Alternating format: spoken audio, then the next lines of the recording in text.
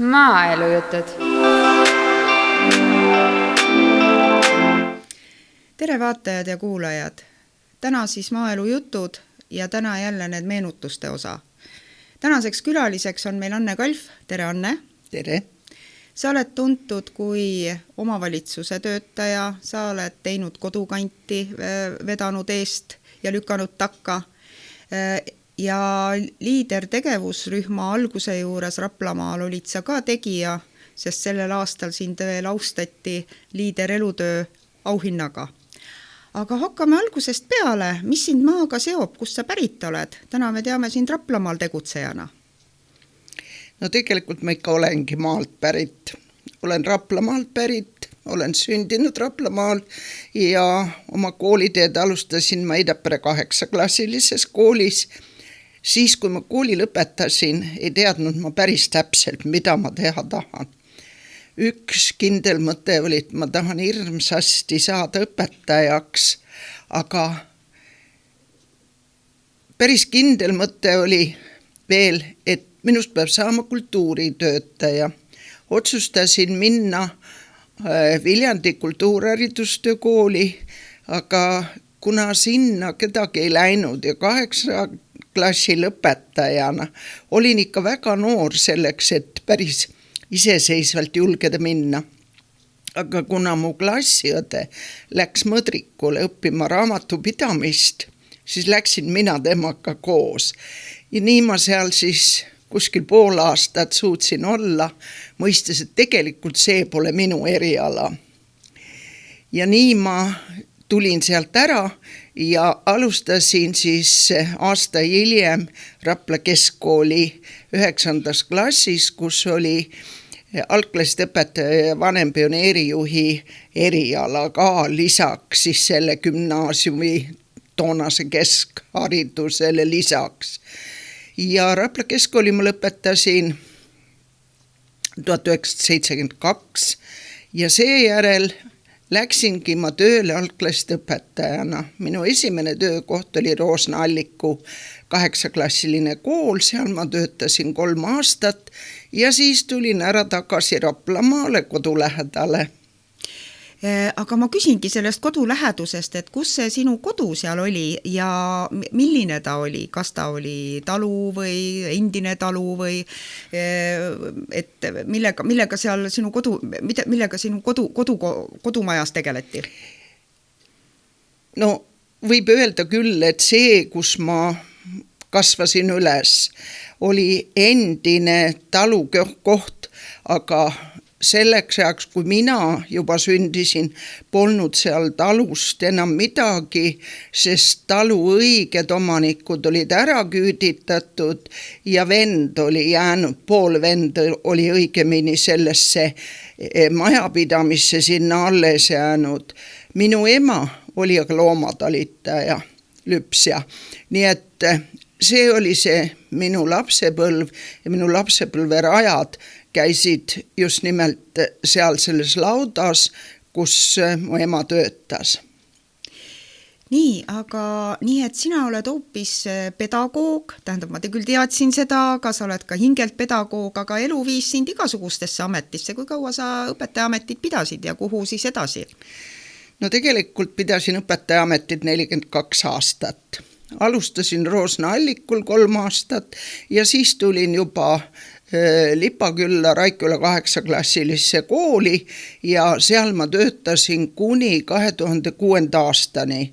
Kui see kool muudeti 6-klassiliseks, minu koormus jäi seal liialt väikeseks ja nii ma otsustasin endale otsida natuke teisi jahimaid ja nii ma asusin õpetajaks Kaiu põhikooli ja seal ma töötasin üle 7 aasta.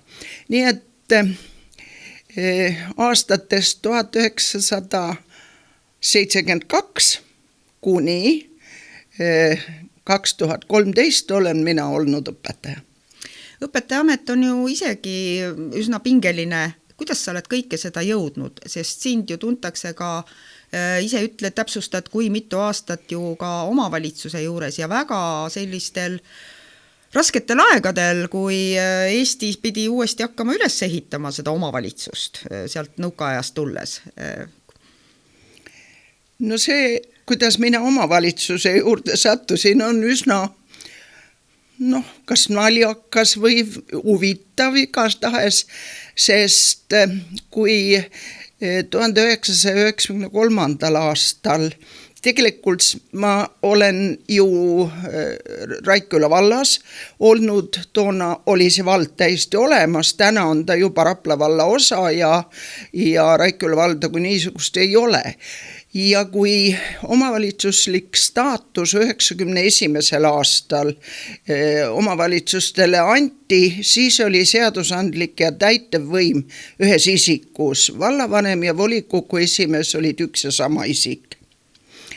Ja 93. aasta valimistega otsustasin ma tahta kaasa rääkida kohaliku elu tegemistes, sest minu põhimõte on püüa ise midagi ära teha, siis on sul õigus viriseda. Ja nii ma otsustasin kandideerida. Ma olen ikka vahel naljatamisi öelnud, et läksin sääske püüdma, elevandi lõin maha. See tähendab, et ma läksin tõesti ainult kandideerima esialgu volikogu liikmeks, aga sattusin kohe volikogu esimehe kohale ja pidin tõesti seda tööd alustama niiviisi, et tegelikult ei teadnud ma sellest suurt midagi. Küsin siin kohe niuke täpsustuseks juurde, et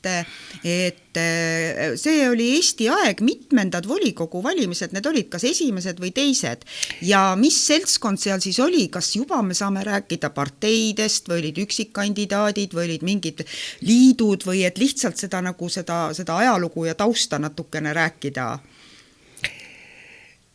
Tegelikult esimene valitsus läks nõukaajast automaatselt külanõukogu valimised olid, seda võib lugeda esimeseks koosseisuks ja nemad läksid ka siis otse üle kohaliku omavalitsuse alla, nõnda nimetatud vallaks. Suurem osa esialgu selles esimeses koosseisus olid ikkagi põllumajandusega seotud inimesed.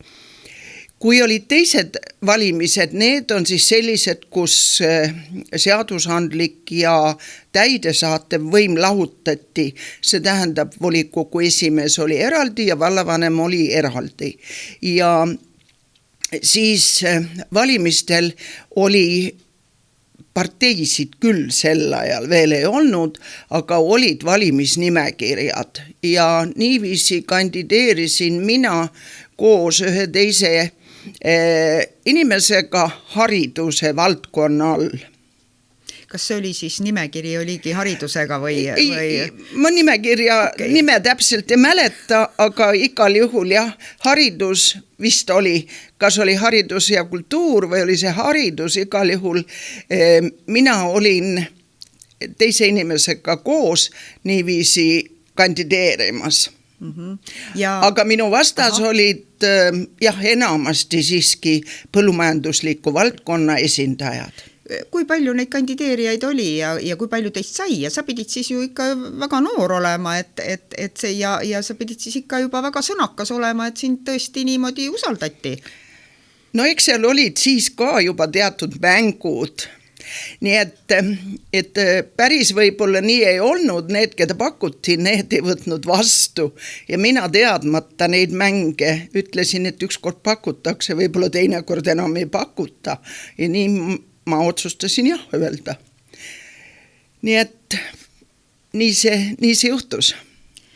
Aga siis hakkaski valla üles ehitamine 93, no siit läheb veel mõned aastad enne, kui ütleme siis liiderprogrammi temaatika jõudis kohale, aga kodukant siis juba tegutses, et räägi sellest, nüüd ütleme sellest kodukandi suhtest ja sellest kogukonna suhtest. jah, volikogu esimehena tuli mul tõepoolest käia maakonna tasandil erinevatel nõupidamistel ja Raplamaal toimusid ju ka esimesed sellised arutelud, kuhu külaelu edasi liigub. Siis oli veel austatud Aino Valgma, üks eestvedajatest, Raplamaa väga tubli tegelane Ester Kulagina, kes olid toona Raplamaal seda elu edasi vedamas. 93. aastal moodustatigi Raplamaal esimene kogukondasid ühendav organisatsioon Raplamaa külade liit. Siis kuulusid sellesse organisatsiooni külad ja külavanemad, külade esindajad. Hiljem see natuke laienes ja hakati vastu võtma ka üksikisikuid külade esindajana. Nii et 93 oli Raplamaa külaliikumise väga aktiivne algatamise aeg. Aga kuidas natukene veel sellest tollasest elust, nii palju kui sa mäletad ja küllap sa mäletad, et kui suur see valla rahakott siis oli ja kust need ressursid üldse tuli ja kas seda raha üldse oli ja kuidas see tuli ja siis teisest küljest jälle see kodukandi liikumine, et kui suur see kõlapind oli, kas kõik külad tulid kaasa? No valla rahakoti kohta on nüüd natuken raske öelda, sest seda ma tõepoolest enam väga hästi ei mäleta, milline kui suur see rahakott oli, aga teada on, et 92. aastal oli siiski vallal väga palju võimalusi rohkem kui hiljem oli, sellepärast et ma tean, et vallale osteti näiteks uus auto täiesti, nii et ilmselt pidi seda raha siis natuke rohkem olema. 93. aastal oli väga keeruline üleminekute periood, sest toimus maareform ja maareformiga seoses oli tõepoolest palju tegemist. Siis olid väga suured probleemid korteritega, korterite kütmisega, elektrisüsteemidega, sest suured katlamajad võtsid ja tegid palju kulutusi, aga inimestel ei olnud väga ressurssi, et seda eest tasuda.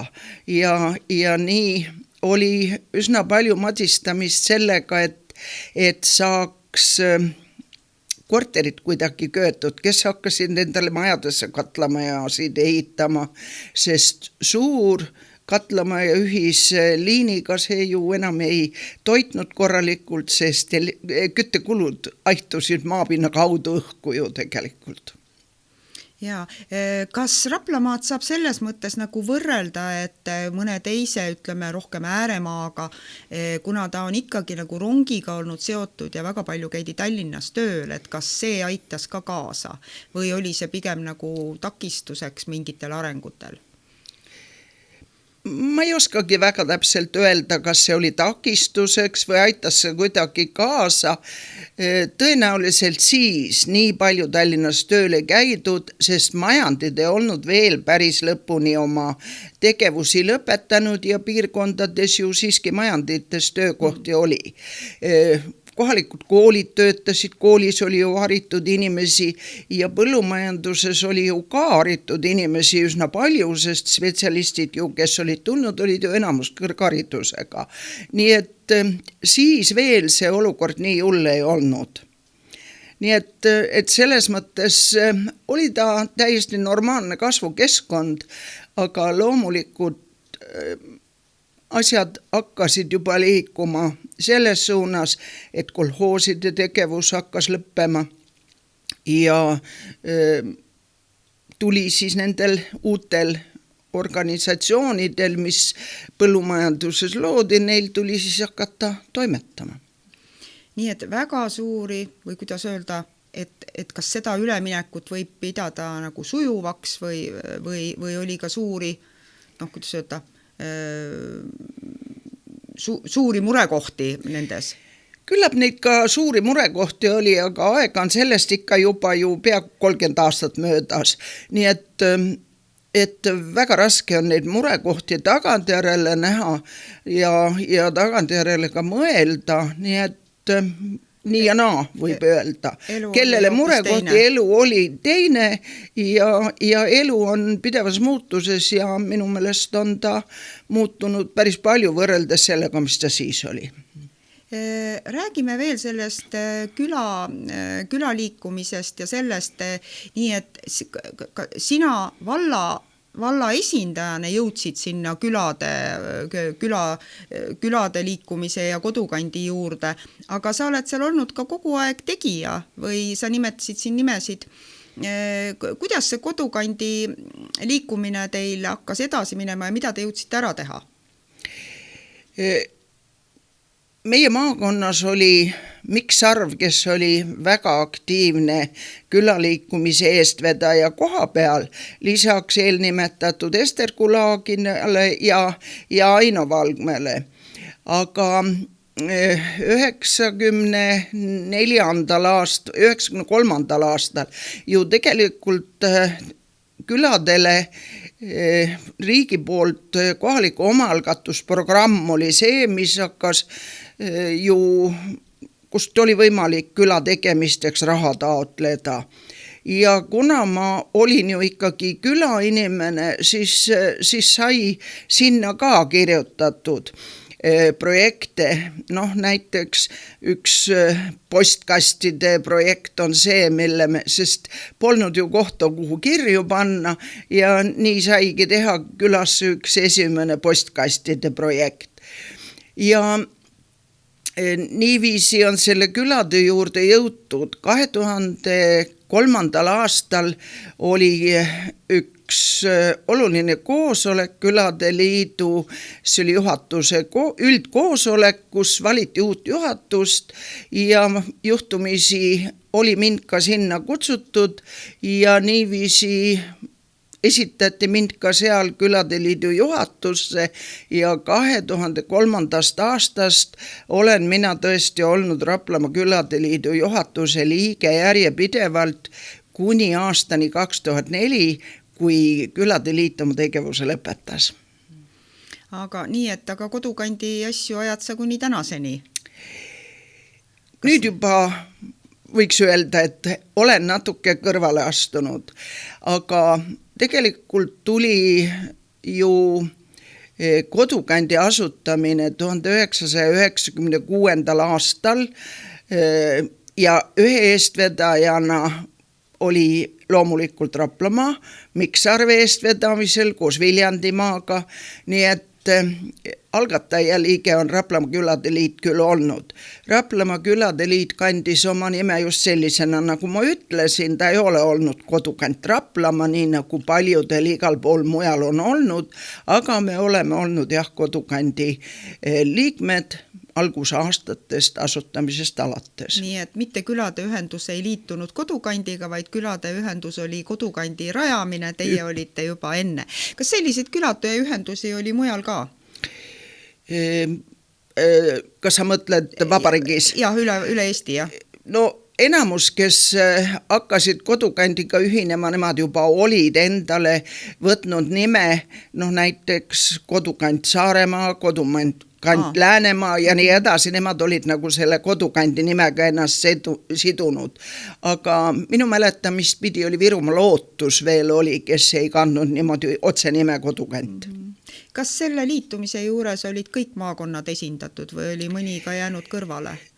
Esialgu, kui hakati maapäevasid korraldama, siis tõepoolest juba hakkasid järjest ka kõik maakonna organisatsioonid ja esialgu oligi kodukandi eesmärk, et kuuluvad kodukanti kõik maakonna organisatsioonid ja esialgu kodukandi liikmeks ei võetud näiteks väikseid MTÜ-sid, mis hiljem on kodukandi ajaloos siiski ka juhtunud, aga täna ja praegu ollakse siiski seisukohal, et kui väiksemad kohalikud organisatsioonid kuuluvad maakonna organisatsiooni, siis dubleerimine pole mõistlik, et loogiline on, et suur organisatsioon võtab vastu maakonna organisatsioone, nii et ja maakonna organisatsioon on katuseks kohalikele organisatsioonidele.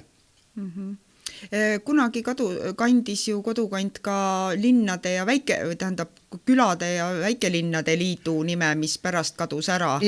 Et kui pikk see periood oli? Niimoodi aastatega ma praegu ei oska ja vastata, aga tõepoolest algselt oli ta just nimelt külade ja väikelinnade ühendus. Kuna Raplamaal on ka neid väikelinnu, siis sellepärast ma nagu tõin selle sisse, aga ega siin jah, need detailid.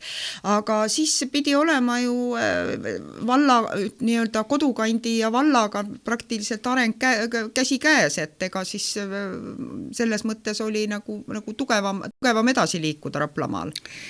Ja absoluutselt vallad ja kogukonnad pidid koostööd tegema, sest üks sõltus teisest ja teine esimesest, nii et nii see pidi see koostöö igal juhul toimuma. Kas sa mäletad neid esimesi koolitusi ja neid sa nimetasid esimesi projekte, mis hakati kirjutama, et sa ise olid siin postkasti projektide taga, sest ega see projekti kirjutamine oli ju ka uus asi ja seda pidi ju õpetama ja esimesed ja ega sellest projekti, kuidas öelda, võib-olla me ei tagurdagi sellest kunagi välja, eks mingeid projekte tuleb ikka teha, aga loodetavasti, kuidas öelda, et need eluks päris vajalikud asjad äkki tulevad kuskilt mujalt, aga see on selline mõte. Et millised need algused olid, sest ka kodukant oli ju selle taga, et üldse see kohaliku omaalgatuse programm loodi või kuidas? No minu arvates kodukant tegi ikkagi päris head tööd siis, kui kodukandi tegevjuhiks sai Eha Paas. Meil oli väga vahvaid koolitusi ja üheks väga oluliseks koolituseks oli Sädeküladesse. Tegelikult ju, kes külaliikumise juurde asusid, ega nad teadnud suurt sellest külaliikumisest ja selle juhtimisest ju suurt midagi. Ja see Sädeküladesse oli piirkondlik, meie olime Raplamaa, Harjumaa ja vist oli Järvamaa üks piirkond, kellega me olime ühes. Meil oli 5 piirkonda ja 5 erinevat koolitust, need olid väga vahvad, me õppisime seal väga palju asju, me õppisime seal näiteks meediaga suhtlemist, õppisime seda, kuidas esineda, esinemisoskust, õppisime projektide kirjutamist ja selle aja sees oli palju muid koolitusi, nii et väga tegus aeg oli see. Et igal juhul, et tõmmata seda maaelu käima uuel moel oli kodukant väga-väga oluline ja ta ju lõi ka pinnase selleks, et Eestis ka väga kiiresti liider käivitus ja kodukant oligi ju nii-öelda liidertegevuse maaletoojaks.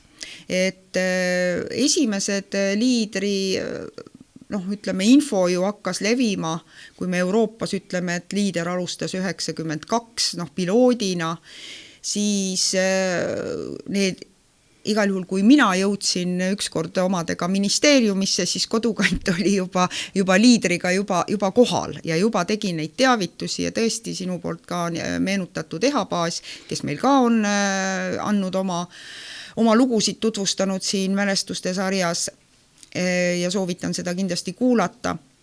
Ja siis oli juba Eha seal ja juba rääkis meile liidrist, et kui palju sina sellega tookord siis seotud olid?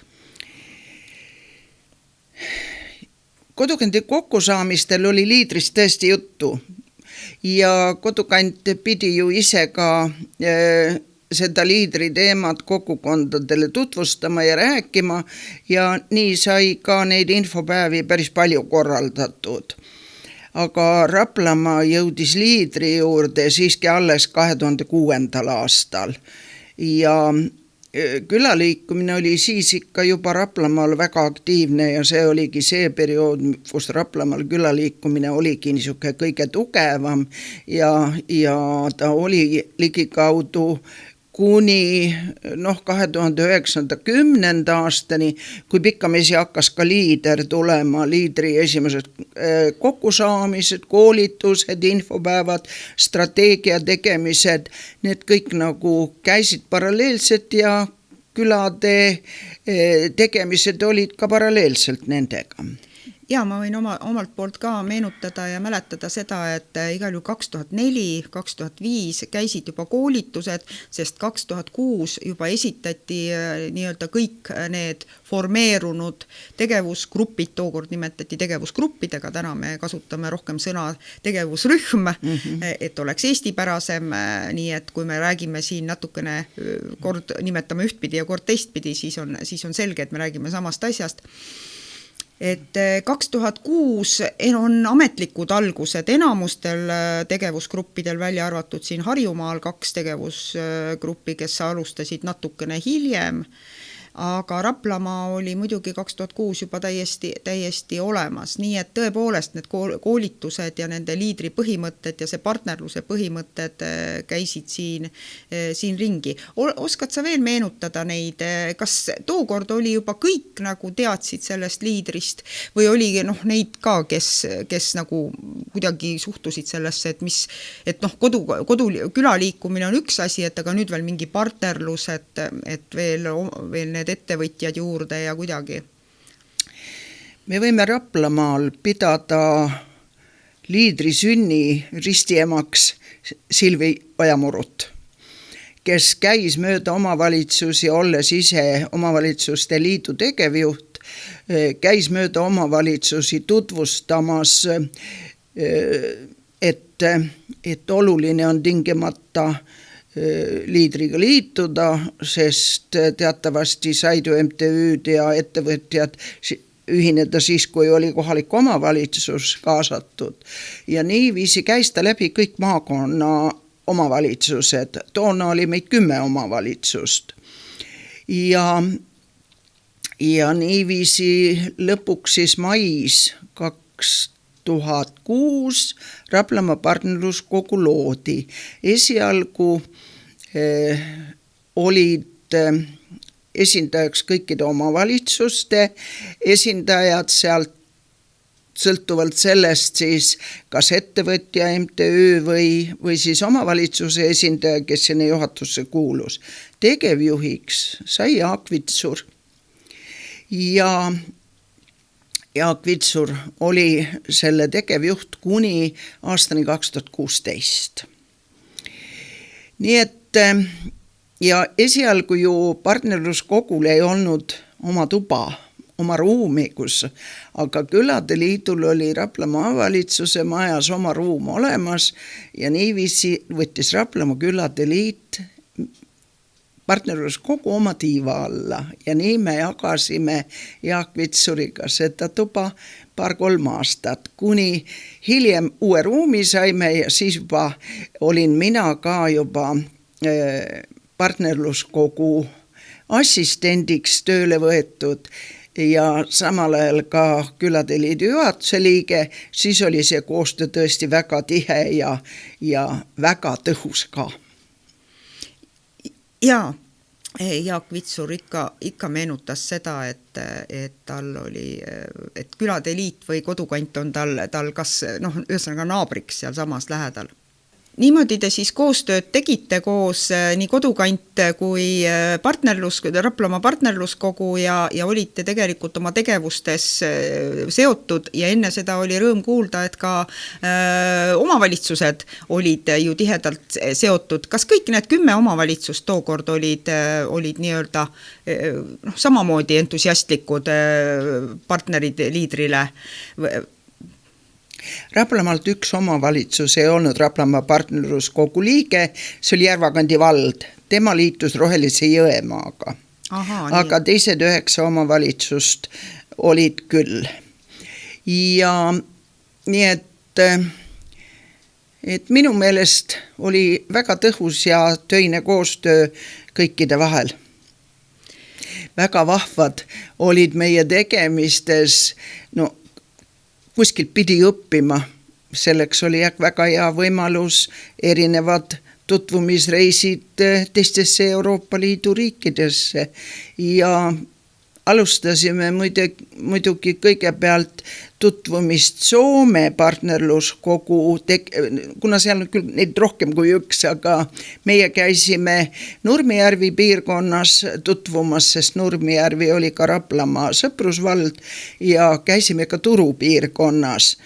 Käisime Leedus ja hiljem oleme käinud väga paljudes teistes Euroopa riikides ja oleme teada saanud, mis on väga hea ja oleme teada saanud nende reiside käigul ka, mida mitte kunagi ei peaks tegema, mis võiks hoopis teisiti olla.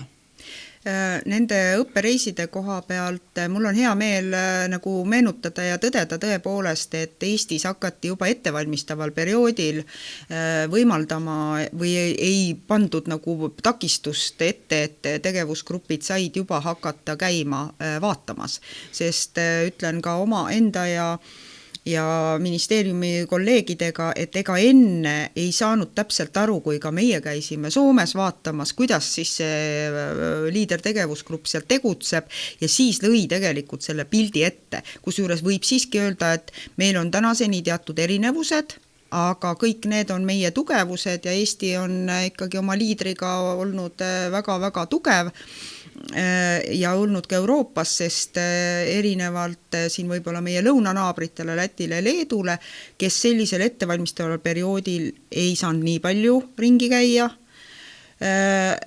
ja nende see maaelu arengukavast, siis sellest eelarvest oli ka tuntuvalt väiksem osa. Eesti startis kohe 10%, mis oli uutest liikmesriikidest, kes me tookord olime, ju üks väheseid, kes tõstis selle protsendi sinna maani ja see on just tänu sellele, et oli tugev kodukandi tegevus siia alla ja siit starditi. Ja nendest õppereisidest võiks veel öelda, et kui mõni ütleb, et mis te seal reisite, et püsige kodus, tehke tööd, siis tegelikult tõepoolest see info, mis te sealt saite, mida sa siin rääkisid ja võib-olla veel mõne näite võid ju juurdegi tuua. Ja teiseks, ta ju sidus erinevate valdade inimesed ka omavahel selle reisiga, et te kõik tundsite üksteist ja saite koos tegusalt edasi minna.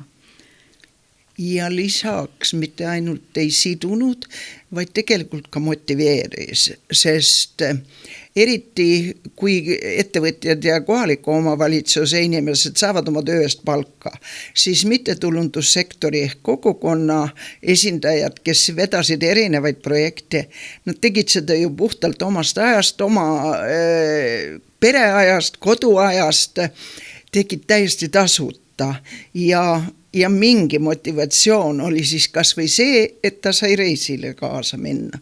Nii et see oli väga oluline. Jah, aga kindlasti me rõhutame siin, see rõhk on õppereis. Sellepärast, et need on ikkagi väga õppereisid, kõik need, mis on olnud, ei mäleta mina, et mõni reis oleks nagu nii-öelda tühja läinud või mõttetulnud. Selliseid asju ei olnud.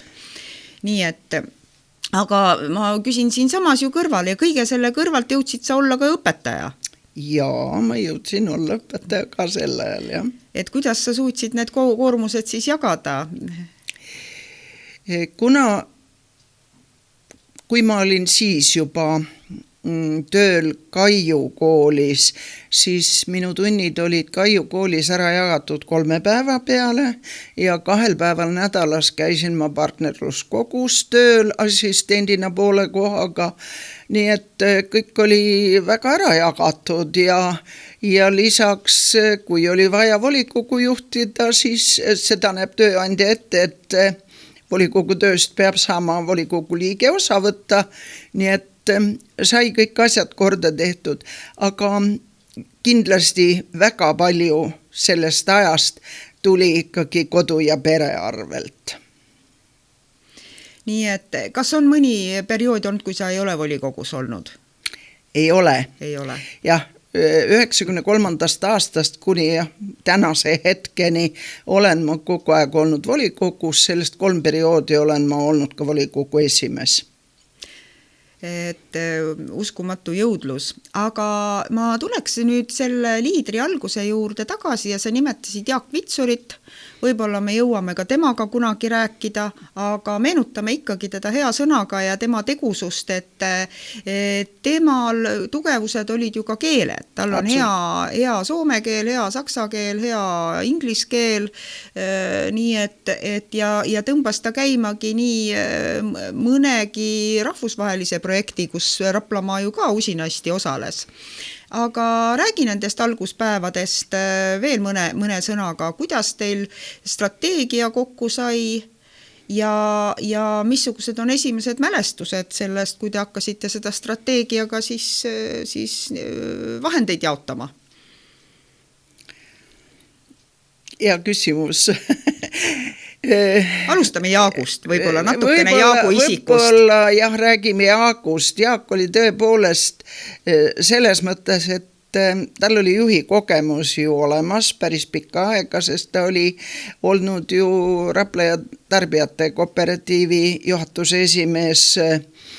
Nii et ja Kehtna valla arendustöötaja oli ta sel ajal, nii et tal oli väga head kogemused, tal oli ka töökogemus rahvusvaheliselt, nii et selles mõttes tema keelteoskus oli väga hea ja meie reisidel käijad tänutundega räägivad sellest, kui hea tõlk oli Jaak tegelikult nendel reisidel. Lisaks sinu poolt nimetatud keeltele valdas ta tegelikult vabalt ka rootsi keelt ja minu teadmist pidi ta ka prantsuse keelt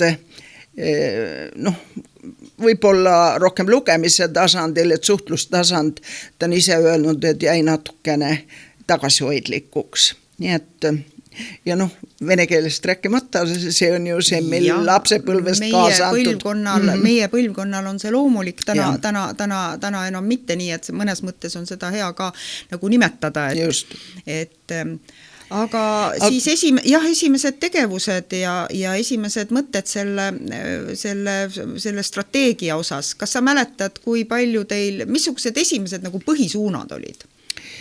No põhisuundadeks oli ju ikkagi, kui me räägime 3 vaalast, siis ju ettevõtlus, kogukonna arendamine ja investeeringud selles mõttes, et vaja oli üsna palju üles ehitada, väga palju ehitati üles kogukondade külamajasid, ehitati külaplatse, külakihikesid, ehitati terviseradu, sest seda me olime mujal näinud ja see oli hea võimalus ka koha peal neid asju arendada, nii et tänu sellele minu meelest on Raplamaal väga palju terviseradasid, väga palju külamaju, kodukandi abiga lisaks veel kogukonnateenuse arendamine sinna juurde. Loomulikult lisaks veel kõik muud pehmed tegevused, mis olid väga mahukad erinevad üritused, mida kogukonnad korraldasid. Ja ettevõtjatele seadmete soetamine, nii et see oli väga oluline toetus, kuigi probleemiks oli see, et pidid ennem raha välja käima, siis said alles, kui olid töö teostanud, siis said raha tagasi, mis on ka praegu liidri projektidega nii, aga toime tuldi ja pandi vahel oma rahakott sinna alla ja niiviisi saadi hakkama, nii et toimetatakse endiselt edasi. Kas sa mäletad seda esimesed taotlusvoorud, kas kohe oli nii, et oli taotlejaid rohkem kui oli vahendeid? Ma väga täpselt seda päris esimest taotlemist ei mäleta, selle oleks pidanud ennem natukene üle vaatama, kas oli raha vähem kui taotlejaid, aga ma arvan, et kindlasti taotlejaid oli rohkem, sest ennem oli tehtud päris põhjalik töö selleks, mida taotleda, kuidas taotleda, nii et et kunagi pole seda raha nii palju olnud, et ikka kõik oleks saanud. Mõnede valdkondade puhul võib-olla küll, meil oli ka noorsootöö üks oluline valdkond, noortele mõeldud projektid, seal võib-olla oli neid taotlejaid natuke vähem, aga investeeringud olid kindlasti sellised, mis olid alati jäi puudu. Liider tegi palju toredaid projekte. Kas sulle meenuvad mõned võib-olla olulisemad, aga võib-olla ka sinu enda lemmikud? Minu meelest kõik Raplamaal tehtud projektid on väga head projektid, võib-olla eredamalt silma ja meelde jäi tõesti Vigala vallas tehtud külade keskväljak. See oli väga vahva projekt ja väga vahva projekt oli Kehtna valla keskväljaku ja pargi projekt. Aga kõik näiteks terviserajad, Kaiu terviserada, väga vahva ja Pirgu terviserada, mis on väga tugevalt ja hästi tehtud ja arendatakse pidevalt tänapäevalgi praegu edasi. Siis Juuru vallas tehti jõusaal, väga tore, et näiteks Raikküla vallas, mis kindlasti minu lemmikuks on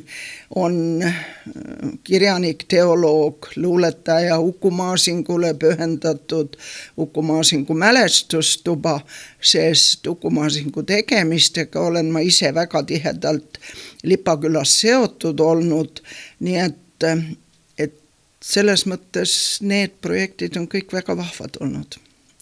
Sa nimetasid oma küla ja oma Lipaküla. Sa oled ju ka seal olnud aktiivne tegija. Räägi oma küla arendamisest ka natukene. Esimene kõige olulisem asi on kindlasti Maasingu 100. sünniaastapäeva tähistamine, kuigi Maasingu juubeli sünniaastapäevi tähistati ka varem, Maasingu 90. tähistati Maasingu aastana ja Maasingu 100. sünniaastapäeva tähistati samuti. Ja Maasingu 100. sünniaastapäevaks tehti Lipa koolimajja Maasingu mälestustuba, sest 2009. aastal pandi Raikküla põhikool lõpetas tegevuse, toona lasteaed algkoolina lõpetas tegevuse ja oli ju vaja see maja, mis on kogukonna ehitatud, see maja oli vaja alles hoida, et ei saaks seda maha müüa. Ja nii otsustati sinna sisse teha liidriprojektiga Uku Maasingu mälestustuba, mis tegutseb ja toimetab seal ka praegu.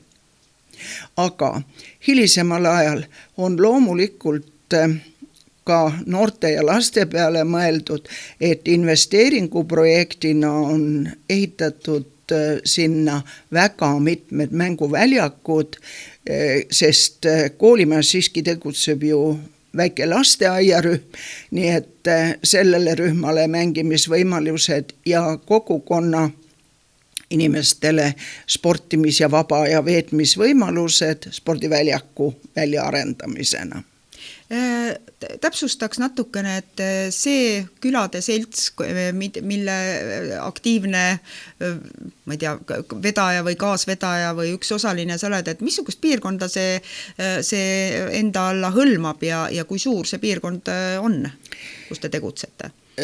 Rapla vald on jagatud kantideks ja kokku on Rapla vallas 14 kanti ja mina elan Lipa kandis, mis haarab enda alla 5 küla, rahva arv selle 5 küla peale kokku umbes 200 inimest.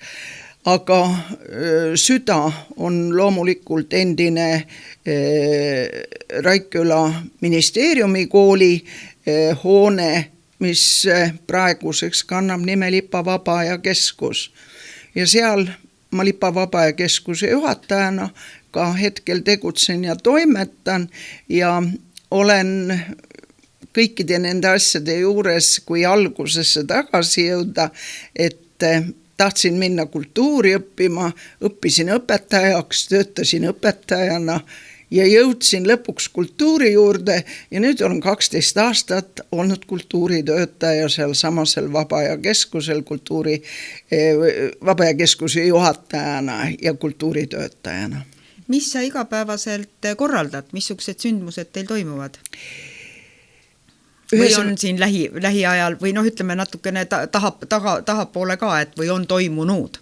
Sa juba Uku Masingust rääkisid päris pikalt. Ja ühena, et kohalikku traditsiooni hoida, siis kindlasti sealt pärit traditsioonilised väga kuulsad inimesed, ühena nendest juba nimetasin tõesti Uku Masingut, aga meie külast on ju tegelikult ka Envetemaa juured pärit ja Envetemaa puhul võime rääkida järgmisel aastal Envetemaa 90. sünniaastapäevast. Nii et selle peale tuleks täna päris tõsiselt juba mõtlema hakata ja loomulikult mõtleme ka. Aga see, et kohalik inimene ei ole alati valmis minema maakonnakeskusesse kultuuritööd nautima, eakam inimene ka mitte alati, aga koha peal ta ju tahab seda. Nii et niisugused traditsioonilised üritused nagu vabariigi aastapäev on meil alati koha peal korraldatud ja ka aastalõpupidu on selline suurem pidu, aga me oleme varasematel aastatel, paar viimast aastat juba enam mitte, oleme võtnud aktiivselt osa ka maal elamise päevast ja toimetanud siis selle üritusega. Aga kutsume kohale tuntud esinejaid, korraldame kohviõhtuid, räägime reisimuljeid, nii nagu ikka üks kohalik väike kogukonna kultuurielu on. Tasapisi hakkab meie jutulõng juba lõpupoole sättima, aeg hakkab minema, palju on tehtud, palju mõtteid veel peas. Mismoodi sina võrdleksid võib-olla niimoodi linnulennul siis seda kodukandi ja seda liidri aega ja kas teda on üldse võimalik nagu kas lahutada või kujutada ette, et meil seda ei oleks üldse olnud? Ma arvan, et nad on väga tihedas sümbioosis.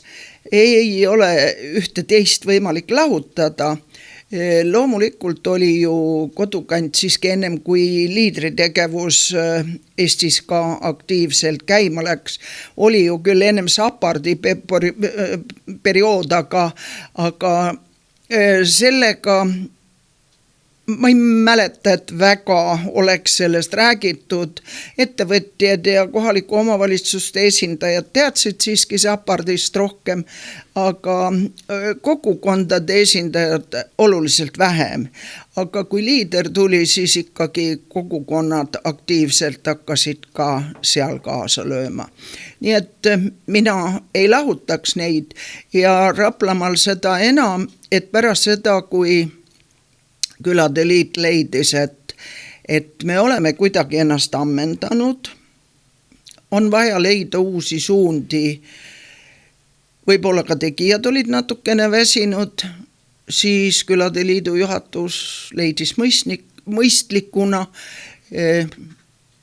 paluda liidrilt võtta need funktsioonid üle, sest tegelikkuses ju liidri üks osapooltest partnerluskogus on ju kohalik kogukond, MTÜ-d, siis oli üsna loomulik asjade jätk, et partnerluskogu tegeleb nüüd ka põhjalikumalt Raplamaal külade tegevuse. Suur tänu, Anne, selle teekonna eest. Ma näen laual sul raamatut, sa oled talletanud sinna ka mälestusi. Võta võib-olla kokku veel kord oma mõtted sellest teekonnast ja võib-olla siis väike tutvustus ka sellele raamatule, miks ta sellisena sündis? No kuna ma olen erialalt eesti keele ja kirjandusõpetaja ja väga põhjaliku kursuse saanud ka kultuuriloost, nii et seepärast olen ma kogu oma õpetajaperioodi ja ka hilisemal perioodil pidanud päris palju kirjutama.